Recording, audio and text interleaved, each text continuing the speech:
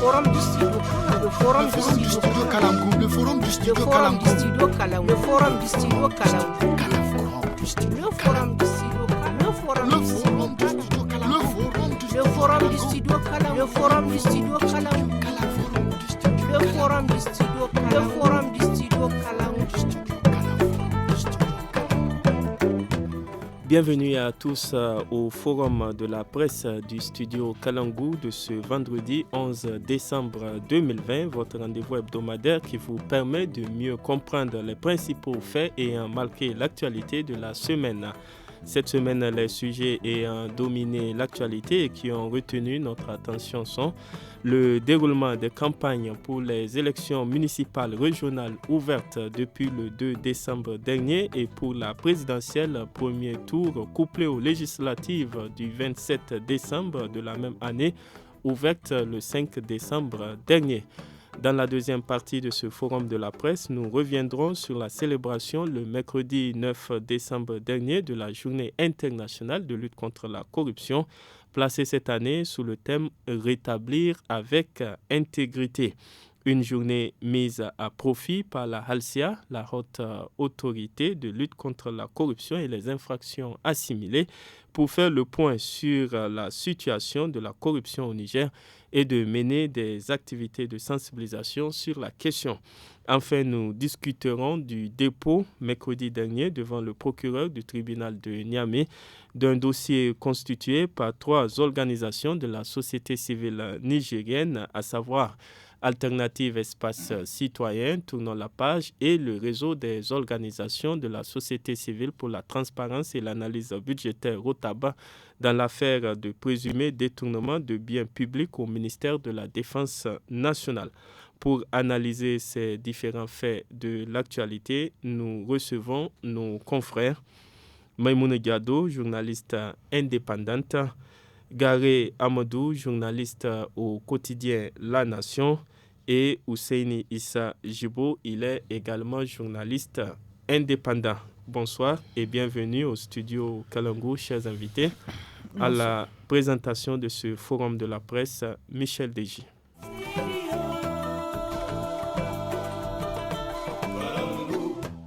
Débutons par ce qui continue à faire l'actualité ces jours-ci. Il s'agit d'abord de la campagne électorale pour les élections municipales et régionales au Niger, ouverte le mercredi 2 décembre à 0h et qui prendra fin ce jour vendredi 11 décembre 2020 à minuit, soit une durée de 10 jours telle que prévue dans le code électoral. Quels constats et commentaires vous inspirent les campagnes électorales pour les élections locales du dimanche 13 décembre 2020, Hussein Issa? Merci Michel. Oui, effectivement, comme vous venez de le dire, la campagne a commencé. Parce qu'on voit des... Comment on appelle ces choses-là comme les banderoles. On voit des photos, quelques photos, n'est-ce pas? Et moi, pour moi, tel que les choses se passent, il n'y a pas tellement d'engouement de la population. En tout cas, à Niamey, il n'y a pas cet engouement-là. On a comme l'impression que les gens ils sont indifférents par rapport à ces élections-là. Quand on va dans les quartiers, et même quand les banderoles, on les voit, ce n'est pas pour tout le monde. Ça veut dire quoi? Ça veut dire qu'il y a des gens, des partis qui n'ont pas l'argent. Pour faire la campagne, là, il faut avoir l'argent. Si tu n'as pas l'argent, le peu, la popote, là, tu vas les donner. On est dans cette situation-là. Il y a une campagne, mais elle est timide. Elle est véritablement timide. Il n'y a pas de tantama dans la rue, les nuits. Il y a juste quelques partis politiques qui arrivent à tirer leur épingle du jeu. Moi, je considère que, à partir de ce moment, il y a une désaffection vis-à-vis de la politique de manière générale. Les gens sont arrivés à un stade où ils se disent, ça va servir à quoi? Le jour où il faut aller voter là, je vais aller voter à qui je veux. Et je rentre chez moi. Mais je ne vais pas consacrer mon temps à venir m'asseoir sur un hangar ou, je ne sais pas moi, parce que je supporte un tel candidat ou un tel candidat. On en est arrivé là. il n'y a pas de mobilisation. Véritablement, il n'y a pas de mobilisation. Et là où il y a la mobilisation, c'est qu'il y a un peu de sous. Il y a un peu de sous, les gens peuvent mettre l'argent, ils peuvent aller chercher les gens, ils vont venir, il y a musique, il y a tout. Mais ceux qui ne peuvent pas le faire, ils vont faire quoi? Ils sont obligés d'adopter un profil bas. Maintenant, dans l'espoir que Dieu va arranger les choses. Merci à vous. Gaga Amadou, quels sont les enjeux de ces élections du dimanche 13 décembre prochain et que faut-il faire pour qu'elles se déroulent dans de meilleures conditions? Je crois que les principaux enjeux pour les élections locales, c'est vraiment la représentation des citoyens au niveau des collectivités. Vous comprenez, au niveau des mairies, des conseils régionaux, etc., etc. C'est ça vraiment le principal enjeu.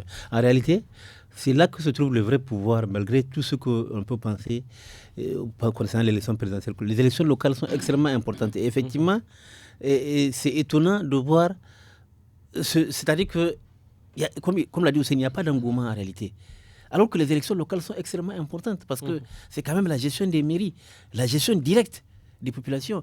Et là, on voit qu'effectivement, certains partis politiques, je ne sais pas s'ils sont résignés, on dirait que ils se disent que bon, on n'a aucune chance, donc bon, pourquoi gaspiller de l'argent? C'est l'impression qu'on a. Ceux qui ont les moyens, effectivement, sont en train de mener campagne, vraiment à circuler partout, à essayer de sensibiliser. Et je pense que ceux qui refusent d'entrer en campagne sous prétexte qu'ils n'ont pas d'argent, eh bien, ils vont se retrouver peut-être avec une portion extrêmement congrue le jour J, quand les résultats vont tomber. Et ce serait dommageable pour eux. Je pense qu'il faut déjà... L'échec se trouve peut-être au niveau de la mobilisation des militants. Parce que vous savez, les partis politiques nigériens, on ne s'intéresse aux militants que quand les élections s'approchent. Et pourtant, dans les textes, il est bien dit qu'on doit participer à la formation des militants, n'est-ce pas, à leur sensibilisation, tout le temps, c'est-à-dire à leur faire avoir une certaine culture politique. Ça, c'est la charte des partis politiques. Mais bien sûr, mais on ne le fait pas. C'est-à-dire qu'on s'intéresse aux militants quand les élections s'approchent. Et dommage, et maintenant, quand les élections s'approchent, les militants, on essaie d'aller vers eux, mais comme l'a dit Ousseini, les militants aujourd'hui sont déboussolés. En réalité, on a l'impression comme si l'électorat nigérien ne s'intéresse plus à la politique nigérienne. Je ne sais pas ce qui fait ça. Parce qu'on a vu d'autres campagnes électorales en 2016. Ce n'était pas comme ça. Vous comprenez? Même pour les législatives, il y avait une certaine... Et chose bizarre, il y a un phénomène quand même qui m'a frappé et qui montre que peut-être quelque part aussi, le citoyen nigérien est en train de prendre une certaine conscience. Vous savez, on a assisté par les années antérieures, quand les campagnes sont ouvertes, des banderoles qui sont déchirées. Quelque part, c'est un signe de ferveur de la campagne. Mais cette année, non. Les affiches sont là intactes. Personne ne déchire rien. Et moi, ça m'a frappé. J'en ai parlé à quelqu'un. J'ai dit, mais tu n'as rien remarqué? Tu vas passer 3 jours, les affiches, les banderoles sont intactes, personne ne touche. J'ai dit, mais comment tu peux expliquer ça? Vraiment, c'est une situation étonnante à laquelle on assiste, mais peut-être qui montre que l'électorat nigérien n'est plus le bétail là qu'on connaît par le passé. C'est quelqu'un qui réfléchit. Il y a une prise de conscience. Il y a une prise de conscience qui réfléchit et qui, chaque acte qu'il va poser, eh bien, il sait pourquoi il l'oppose. Vous comprenez? Donc, je pense que c'est ce qui explique cette désaffection-là. Mais le jour J, comme l'a dit Hussein, les gens vont partir au niveau des bureaux de vote. Ils vont voter pour les candidats. Ce que je crains, c'est une baisse du taux de participation. On va surveiller ça de près, cette élection-là. On va surveiller de près le taux de participation et le comparer au taux de participation des élections précédentes. Voilà. Maïmoun Diado, est-ce que vous avez constaté à votre niveau également cette timidité de cette campagne pour les élections locales qui a été exprimée par les deux qui vous ont précédé? Oui, bon, comme l'a dit Garé et Ousseini, c'est le même constat. Il n'y a pas d'engouement. Pourtant, Niamey est connu pour son effervescence aux élections, les campagnes électorales passées. Comme il l'a dit en 2016, quand on regarde en 2011, en 2016, ce n'était pas la même chose aujourd'hui que ce que nous vivons actuellement. Ça veut dire que soit il y a une prise de conscience de la population, la population en a marre, justement, peut-être des discours de ces politiciens qui depuis combien d'années, n'arrivent pas à changer les choses ne bougent pas comme ils le veulent, ou bien tout simplement, ils sont en train aujourd'hui de les sanctionner Parce que quand on regarde, c'est comme si c'est une sanction que ces populations sont en train de réserver à ces hommes politiciens. Donc vous craignez, comme Garé, que le taux de participation soit faible? C'est ce que je vois. Je crains que le taux de participation soit faible, en tout cas le jour J. Parce que quand on regarde, c'est comme s'ils sont indifférents. Les Nigériens sont indifférents de tout ce qui se passe. Mangez-vous, c'est comme si mangez-vous entre vous, faites ce que vous voulez entre vous. Nous, en tout cas, on est des observateurs et on va aller voter pour qui on veut. Et si on veut, on part voter. Si on ne veut pas, on reste chez soi à la maison. Mais ça ne vaut pas la peine aujourd'hui.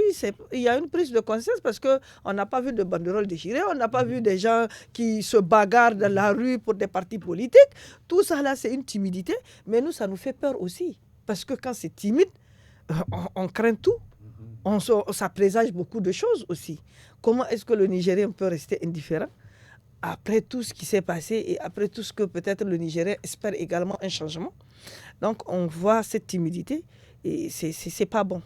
Cette timidité, c'est pas bon en tout cas.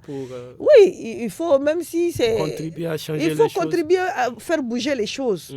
Et c'est pas en restant chez soi ou bien en se contentant des réseaux sociaux qu'on peut faire bouger les choses. Les choses se passent dans la rue, ça bouge dans la rue. Il faut montrer que vraiment tu es convaincu que peut-être ce parti politique, une fois arrivé au pouvoir, va changer les choses. Donc c'est ta participation, une volonté de participer aussi aux élections, même si c'est à distance, il faut le faire. C'est ça. Autre campagne électorale en cours, ce sont celles des élections présidentielles, premier tour du dimanche 27 décembre 2020, couplées aux législatives ouvertes depuis le 5 décembre dernier pour durer 20 jours, on l'a dit. Quelle analyse faites-vous à propos de ces campagnes et en quoi se distinguent-elles des campagnes pour les élections locales? Hussein Issa. Michel, entre 2 décembre et 5 décembre, il y a combien de jours? 3 environ. Hein? Ok. Qu'est-ce qui peut changer entre le 2 et le 5? Je te pose la question. C'est les partis politiques qui présentent les mêmes candidats. Non? Moi, je considère que les élections, la campagne a débuté le 2. Même pour les élections Même législatives? pour les élections législatives, ça a débuté depuis le 2. Officiellement, ça a débuté depuis le 2. Les candidats qui veulent siéger au niveau des conseils, ce n'est pas des candidats des partis politiques.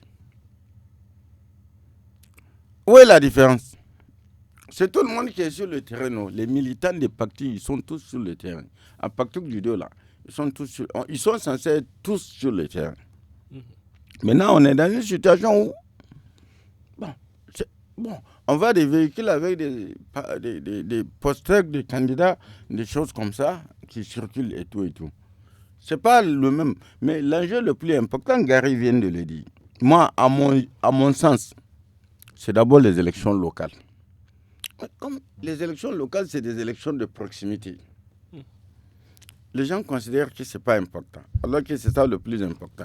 Parce que le maire de mon quartier ou le conseiller de mon quartier, là, je peux l'interpeller par rapport à quelque chose qu'il ne peut pas faire.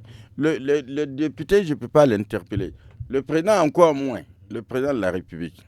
Quand les gens ne comprennent pas ça, parce que les partis politiques ne font pas l'effort de faire comprendre. Aux États-Unis, par exemple, c'est l'élu local, celui ton interlocuteur en tant que citoyen, pour lui dire. Parce que les gens ont tendance à considérer que non, ça ne vaut rien. C'est quelqu'un du quartier. Mais quelqu'un du quartier que je connais est plus important pour moi que le président de la République. Que je ne connais peut-être pas. Mais il est plus important pour moi que le député.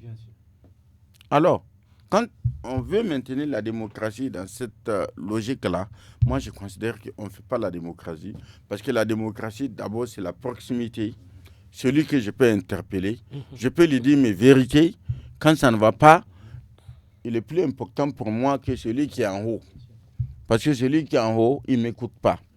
Mais celui qui est à côté de moi, il sera gêné de me voir tous les matins, me présenter devant sa porte pour lui dire « Je ne suis pas d'accord parce que les caniveaux sont bouchés. » Est-ce que c'est ça la démocratie?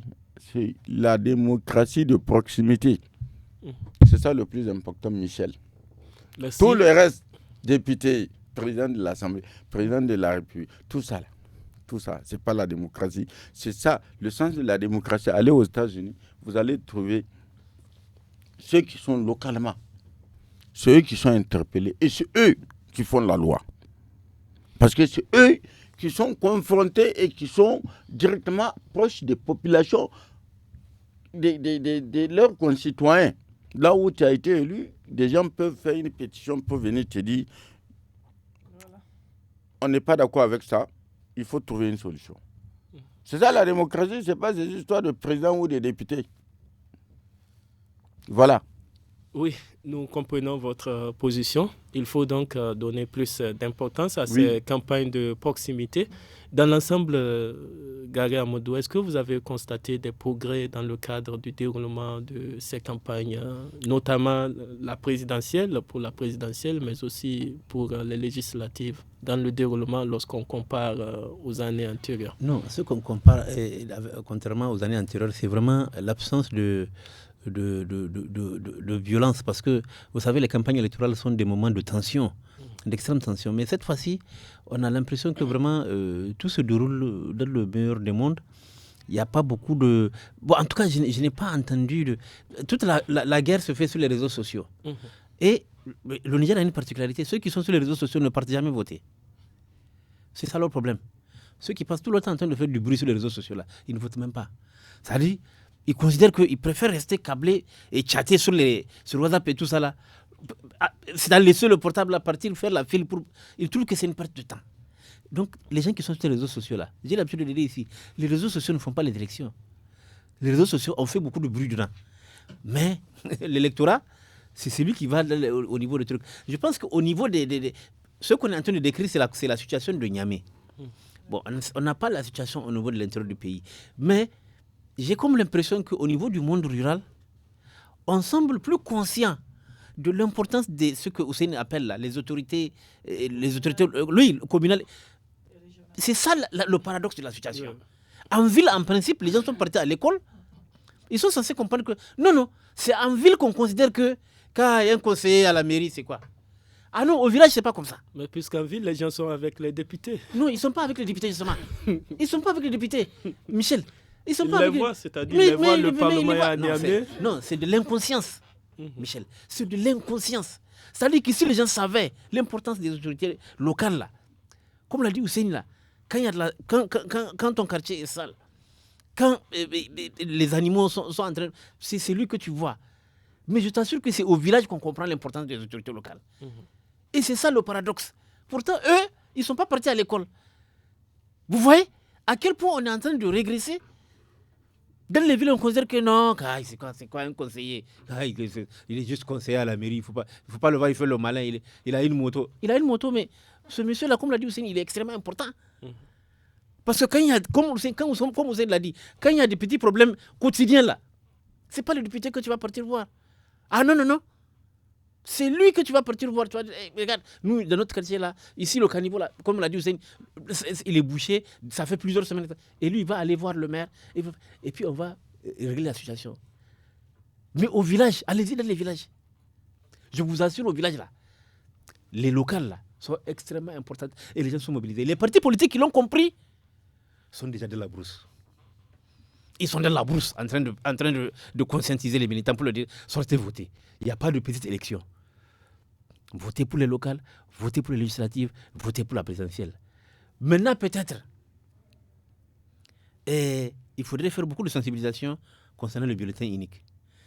Parce que ça va faire beaucoup de catastrophes, surtout dans les villages. Avec 30 candidats. Ah oui, sur une liste. Ah, mais il faut faire... C'est-à-dire que si vous avez l'habitude de faire une campagne, comment je vais dire, à 30%, là, il faut mettre 90% pour expliquer aux villageois comment, sur la liste là. Parce que le villageois a tendance même à confondre les gens. Vous voyez? Oui, le villageois a tendance à confondre. Il faut faire vraiment une bonne campagne de sensibilisation pour que les villageois comprennent que, non, sur la liste, il faut bien voir le temps, il faut bien voir sur la photo celui que tu veux. Et déjà, les partis politiques, donc, il faut qu'eux-mêmes, ils partent au niveau des villageois pour montrer ces photos-là qui seront sur le bulletin. Pas d'autres photos. Oui. C'est-à-dire les spécimens et leur montrer. Voilà, c'est ça. Mais est-ce que moi, je n'ai pas encore vu de spécimens qui sont en train d'être distribués au niveau, en tout cas dans le cadre des opérations. Ça circule déjà sur les réseaux sociaux. Oui, sur les réseaux sociaux. Mais est-ce que les partis politiques sont en train de les utiliser au niveau des citoyens pour leur expliquer? C'est ça la question. Alors que ça doit être fait justement pendant cette période de campagne. Mais Moundiado, est-ce que vous avez constaté certaines insuffisances à part ce qui a été dit?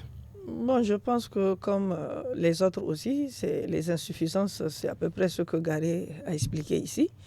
Maintenant, il faut tout simplement que ces partis politiques, en tout cas, expliquent à ces militants comment est-ce que le bulletin unique, là, comment est-ce qu'il faut voter avec ce bulletin unique. Et ensuite, leur expliquer également, parce que la force d'un parti politique, je l'ai toujours dit, c'est les élections municipales. La force d'un parti politique, si tu veux vraiment, réellement savoir si réellement au niveau donc de la population, ces populations accordent de l'importance à ton parti politique, il faut gagner ces élections. Les mairies, c'est ça en fait. Parce que sans les mairies, je ne vois pas comment est-ce qu'un parti politique aujourd'hui peut espérer diriger un pays, surtout comme le Niger, où près de la moitié même se trouve au niveau donc du monde rural. Ça serait très difficile et ça serait très compliqué. Et c'est pour ça qu'à chaque fois, on ne cesse d'attirer l'attention donc, de ces partis politiques. On ne crée pas un parti politique pour aller s'asseoir et attendre les élections. On crée un parti politique en espérant avoir le suffrage nécessaire et convaincre les électeurs. Aujourd'hui, ils sont combien ces partis politiques qui peuvent convaincre les populations nigériennes? Ils ne sont pas beaucoup, ces partis politiques. Parce que d'autres partis politiques, on crée les partis politiques, vous n'avez même pas de quoi aller aux élections, vous n'avez même pas de quoi faire les campagnes. Mais est-ce que ça vaut la peine de créer un parti politique? Ça ne vaut pas la peine de créer un parti politique, moi je me dis. Parce qu'un parti politique, on crée un parti politique, c'est pour regarder demain devant soi. Qu'est-ce que je peux espérer? Qu'est-ce que je dois faire? Qu'est-ce que je peux avoir de ces populations? Mais quand au retour, il n'y a pas l'ascenseur au niveau donc, de ces populations, ça veut dire que ce n'est plus un parti politique. Je suis désolé. Un aspect important de cette campagne, c'est qu'elle se poursuit actuellement sans Hamma Amadou, le candidat investi par le principal parti de l'opposition, dont le dossier n'a pas été validé par la Cour constitutionnelle à cause de sa condamnation à 1 an de prison. Dans l'affaire dite de supposition d'enfants, ce dernier n'a cependant toujours pas donné de consigne de vote à ses militants. Hussein Issa, pourquoi ce silence de Hamma Amadou et à quoi faut-il s'attendre dans les jours et semaines à venir? Tu me poses une question épineuse. Pourquoi son silence? Est-ce que moi je peux te répondre par rapport à son silence? Je suis dans sa tête. Est-ce que je suis dans sa tête? Politiquement, est-ce qu'on peut comprendre? Mais non, il n'y a rien à comprendre. Il n'y a rien à comprendre. Je pense que ce monsieur, il a quand même été éprouvé dans sa vie. En tout cas, au cours de ces dernières années, il a connu tout. L'exil, la prison, tout. Mais Hamma, ce n'est qu'un être humain comme n'importe qui. C'est un citoyen comme n'importe qui. Il a quand même une équipe qui est là. Est-ce qu'il revient à Hamma forcément que ce soit lui qui décide à la place de Lumana, son parti politique, ou bien il y a des lieutenants qui sont là qui doivent quand même faire le travail. C'est ça le problème qui se pose aujourd'hui. Pourquoi il s'était? C'est un messie. Hein? Est-ce que c'est un messie? Il a des personnes qui ont gagné de l'argent, qui ont tout. Pensez-vous qu'il a intérêt à continuer à garder ce silence? Il va dire quoi? Mais silence par rapport à quoi? Dire quoi à qui? À quelques encablés des élections, de ces élections-là, ils ont mis en place une coalition pour CAP 2021. Mais depuis la disqualification de sa candidature, personne n'est sorti dire voilà notre position par rapport à ce qui a été fait. Vous pensez que c'est une pierre qui a au niveau de son cœur? Personne n'est sorti pour dire vraiment notre position par rapport à ce qui vient de se passer. Personne. Ou bien vous avez entendu quelqu'un? Personne. Alors, si il sait pourquoi il s'est tué. Maintenant, qu'il donne consigne de vote ou pas? Dans tous les cas, C'est une affaire des Nigériens. Chacun, si tu dois aller voter, si tu veux aller voter, tu vas aller voter. Si tu ne veux pas aller voter, tu iras chez toi. Mais pourquoi dois-tu sortir pour dire à quelqu'un il faut. Chacun est libre d'aller voter où il veut. Le vote est. Non. Mais Mouna, le vote est quand même un acte indépendant. Je peux prendre ma carte là. Le jour du vote, je peux ne pas aller voter. Est-ce que quelqu'un va venir me gronder à la maison? Pourquoi tu n'es pas allé voter? Michel, voilà ma réponse par rapport à ça. Merci. On attend quoi? Est-ce que vous pensez qu'il y a des citoyens qui attendent que Hamamadou réagisse et qu'il leur donne des consignes de vote? Non, c'est-à-dire qu'au niveau de l'Oumana, la situation est telle que même si Hama donne des consignes, ce n'est pas évident que ça soit suivi. Et puis effectivement, comme Hussein l'a dit, Hama a bien remarqué que quand il a été disqualifié, la CAP 21 là, qui est censée être une structure solidaire de l'opposition, chacun a fait. C'est-à-dire que dès qu'on a disqualifié, chacun est parti dans sa direction. Ouais. Et certains sont même candidats. Mais vous savez, la politique au Niger, c'est pratiquement un jeu d'hypocrisie. Les gens vont se retrouver dans des regroupements alors qu'ils ne s'aiment pas. J'ai l'habitude de dire ici sur ce plateau, j'ai dit c'est des regroupements factices. Ça ne se base sur rien du tout. Parce que les gens font des calculs entre eux. C'est je t'aime moi non plus. Ils ne s'aiment pas. Vous comprenez? Et maintenant, c'est-à-dire que qu'est-ce qui aurait été bien pour l'opposition? Mais un des vôtres a été disqualifié. Le minimum, c'est une déclaration. N'est-ce pas? Une déclaration de soutien à celui-là quand même avec lequel vous étiez dans le même truc. Non. On dirait que ça les arrangeait. Alors, certains qui sentaient venir avaient commencé à lui faire la cour et la cour à ses militants à travers des participations à certaines activités. Vous comprenez? Chacun voulait que Hama le soutienne sans aimer Hama. Est-ce que vous comprenez? C'est la situation dans laquelle l'opposition était. Pratiquement tous les leaders, aujourd'hui là, ils attendent tous que Hama donne une consigne. Ibrahim Yacoub veut que Hama dise aux militants de l'Oumana de voter pour lui. L'autre, comment on appelle ça là, Ladan Chana veut que Hama dise aux militants de l'Oumana de voter. Moi aussi, attends que Hama dise aux militants de l'Oumana de voter. Ils sont tous là en attente. Mais comme l'a dit Ousseini, moi si j'étais à la place d'Hama, je serais tenté de dire, mais écoutez, quand on m'a disqualifié, qu'est-ce que vous avez fait? Aujourd'hui, il peut simplement dire aux militants, mais écoutez, vous êtes des grands enfants, mais allez-y. Votez pour le candidat de votre choix. Votez pour le candidat de votre choix. Et même lui, je pense que quelque part, peut-être il y a une déception par rapport à ses amis, entre guillemets. Parce que depuis qu'il a été disqualifié pratiquement, il ne dit rien. J'ai comme l'impression que lui-même, il doit être déçu de ses amis.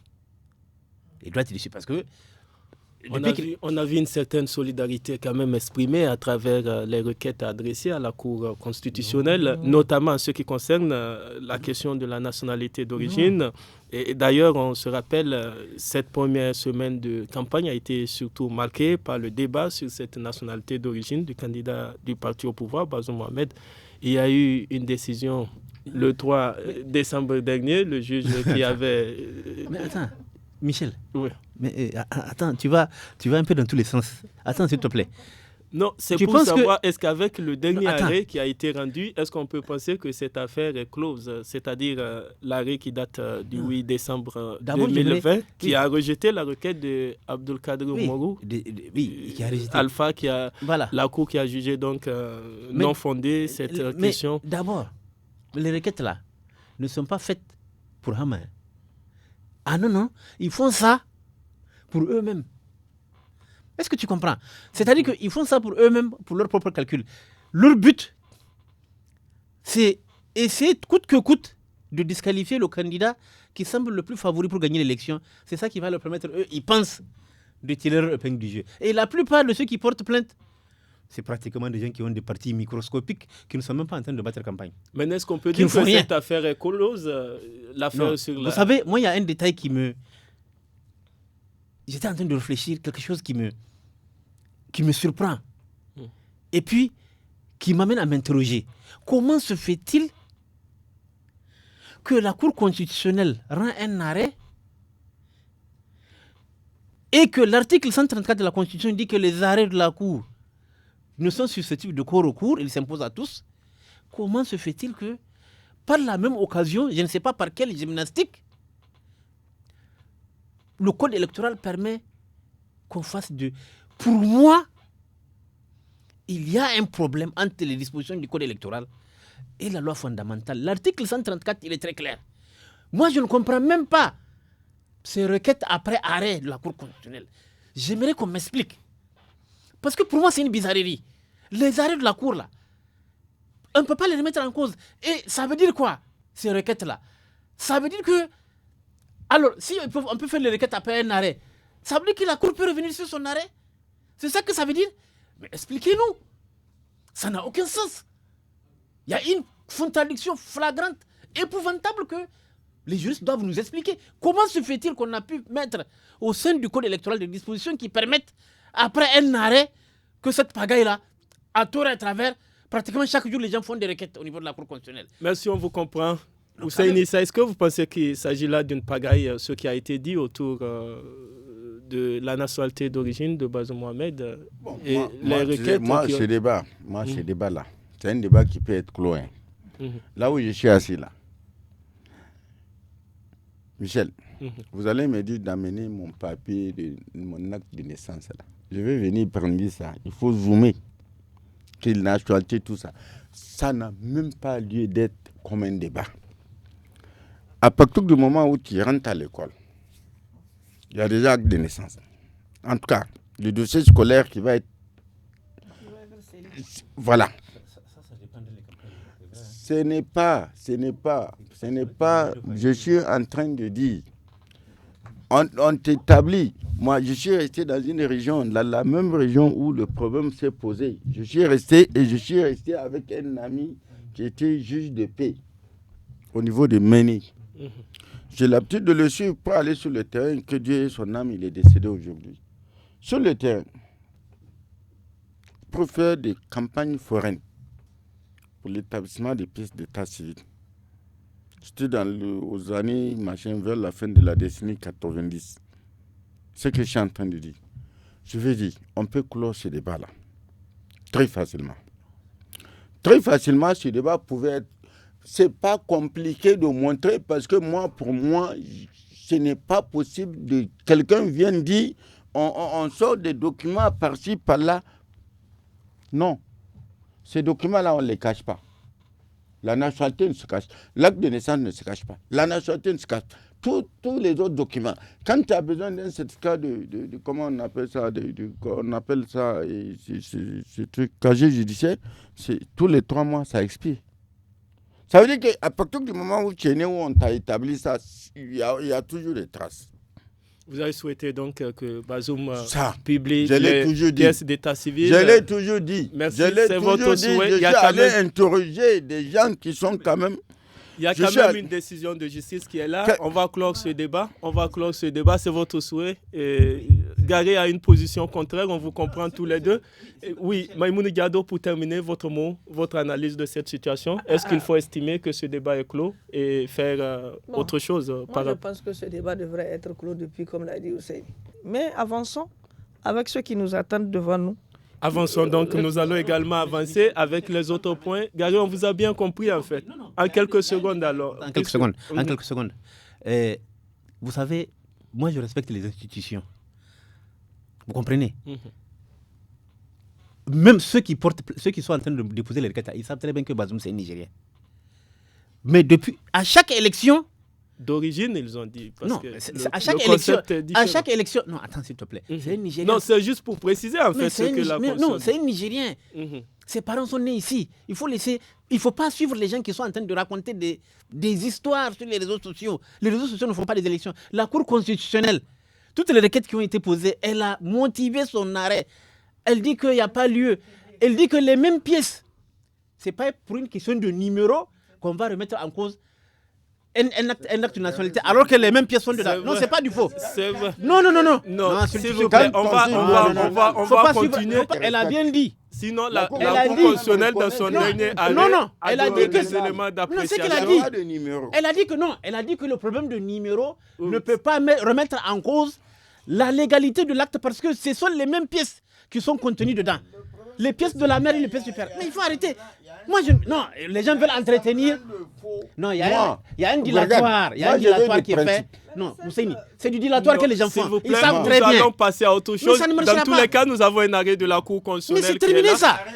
L'arrêt est là. On avance sur la base de l'arrêt que nous avons. On tourne la page par rapport à ça. On est d'accord par rapport à ces questions-là.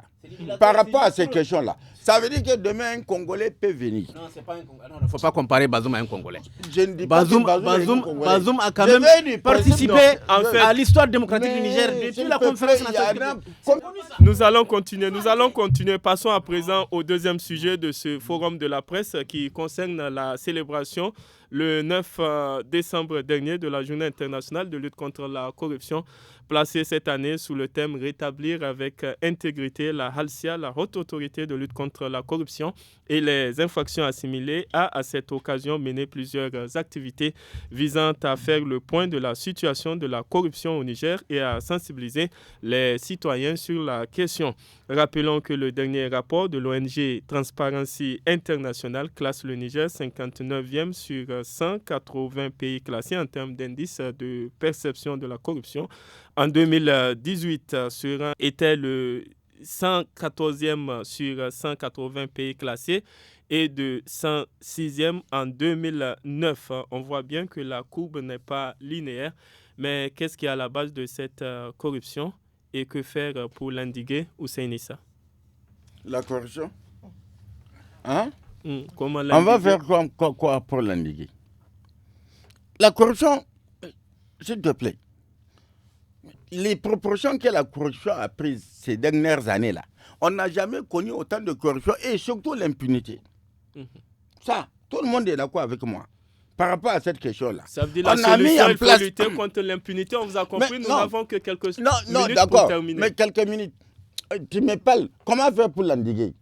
Quand on met en place des structures qui sont... Vous avez donné votre solution. Non, quelle solution? Je n'ai pas de solution. Il faut lutter contre l'impunité. Non, il faut mettre fin à l'impunité. C'est ça, justement. Vous détournez de l'argent, vous posez des actes qui sont susceptibles de vous amener en prison. Il faut que vous ayez en prison. Mais quand on met des mécanismes en place qui sont là, qui travaillent, parce que je suis d'accord, la HALCIA a fait du bon travail. Mais est-ce que la HALCIA a été suivie dans sa démarche? Est-ce que ça a été suivi? Est-ce que la HALCIA, il y a eu beaucoup de dossiers, la HALCIA a traité, mais est-ce qu'on a sanctionné? On ne peut pas mettre fin à la corruption tant qu'il n'y a pas de sanctions. Ce n'est pas possible. Maïmoun Diado, qu'est-ce que les citoyens en gagneront, par exemple, en arrivant à faire ces élections sans corruption? Mais beaucoup. Si aujourd'hui, on arrive à faire les élections sans corruption, mais le Niger a gagné. Parce que je me dis que avec ce que nous voyons, où il faut corrompre l'électeur, il faut lui donner de l'argent, il faut lui donner des pagnes, il faut lui donner de la nourriture même pour pouvoir aller voter pour un candidat. Mais si on arrive à mettre fin à tout ça, mais c'est bien. Gary Amadou, pourquoi la corruption, malgré tous les engagements pris souvent au niveau des responsables étatiques? Oui, comme l'a dit Hussein, peut-être c'est le manque de sanctions. Parce que s'il y a bien un domaine dans lequel les Nigériens restent sur leur faim, c'est vraiment les sanctions en matière de corruption.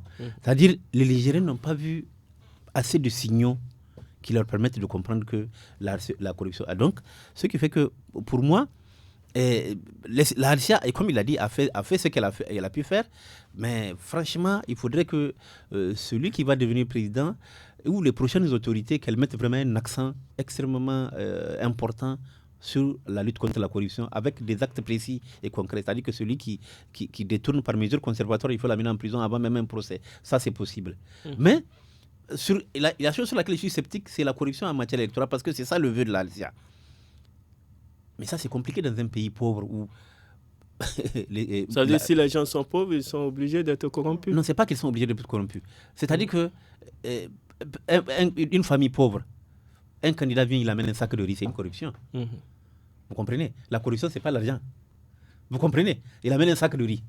Bon, quelqu'un qui n'a pas de riz à la maison. Vous pensez qu'il va dire, ah non, ça tu veux me corrompre, je ne veux pas. Non, c'est la pauvreté qui fait ça. C'est l'achat de conscience. Oui, l'achat de conscience. C'est ça qui va se passer. Les gens... Que faire alors pour lutter contre cet achat de conscience? Mais que faire, c'est ça. C'est le rôle des partis politiques de former leurs militants, de former l'électorat. L'électorat, ce n'est pas du bétail. Il faut le former. Mais pour que la corruption puisse diminuer, il faut que Mais est-ce que ça ne profite pas à certains partis politiques, l'achat de conscience? Mais ça profite à tous les partis politiques. Tu vois, ceux qui n'ont pas de moyens, par exemple. Mais ceux qui n'ont... ça a été dit. Mais attends, c'est qui n'ont pas de moyens? Cette année, on a exceptionnellement combien de candidats à l'élection présidentielle? 30. Qui ont versé tous combien? Merci. S'il te plaît, Michel. Quand même. Terminons par notre dernier sujet. Il s'agit du dépôt mercredi dernier devant le procureur du tribunal de Niamey d'un dossier constitué par 3 organisations de la société civile nigérienne, à savoir Alternative Espace Citoyen, Tournons la page et le réseau des organisations pour la transparence et l'analyse budgétaire ROTAB dans l'affaire de présumé détournement des biens publics au ministère de la Défense nationale. Écoutons tout d'abord l'un des responsables de ces structures, en l'occurrence Ali Idriss Nani, coordonnateur national du ROTAB. Il explique que le dossier est monté depuis la France. On l'écoute au micro de Nafissa Adamou Sirfo. Dans le cadre du détournement au ministère de la Défense, nous avions constitué un avocat en France qui a fait le dossier et aujourd'hui nous sommes censés présenter ça devant le procureur. On a effectivement été reçu par le procureur qui a bien pris en charge notre dossier, l'a enregistré et nous a donné rendez-vous dans les jours à venir pour nous dire la suite qui est donnée à notre dossier. Avant, vous entendez bien, on parle de centaines de millions détournés. Maintenant, au Niger, on parle de milliards. Et ça ne gêne personne, ça ne dérange personne. Nous, en tant qu'organisation de la société civile, nous pensions bien qu'il faut arrêter l'hémorragie. Nous sommes sûrs qu'il y aura justice dans ce dossier ministère de la Défense. Quelle réaction, Hussein Issa? Qu'est-ce qui bloque dans la manifestation de la vérité dans cette affaire dite du ministère de la Défense? C'est de ça qu'on vient de parler là. Ça dit c'est l'impunité. Il y a eu des cas où le dossier a été présenté. C'est quand même l'État qui a engagé, ce rapport-là, qui a diligenté ce rapport. Le rapport est sorti, il y a des commerçants, les gens on ne sait même pas c'est quoi. Maintenant, les fonctionnaires de l'administration, parce que moi, je ne peux pas, en tant que commerçant, je ne peux pas me donner un marché. Qu'est-ce qui bloque? Parce qu'on veut créer une situation d'impunité. Pendant qu'il y a des gens qui sont morts, des soldats et autres. Non, vous savez, les choses sont tellement simples. Quand on voit ce qui se passe en Occident, qui que tu sois, ministre, président de la République, tu es impliqué dans quelque chose, tu vas aller répondre devant la justice. Dans nos pays, qu'est-ce qui se passe? À partir du moment où tu as un poste de responsabilité, tu peux échapper à la justice. C'est ça, c'est l'impunité. Parce que normalement, on n'a même pas besoin d'aller jusqu'en France. Ils n'avaient même pas besoin d'aller jusqu'en France pour constituer un avocat et demander à ce que la lumière soit faite. Parce que le dossier est revenu en surface au niveau en France.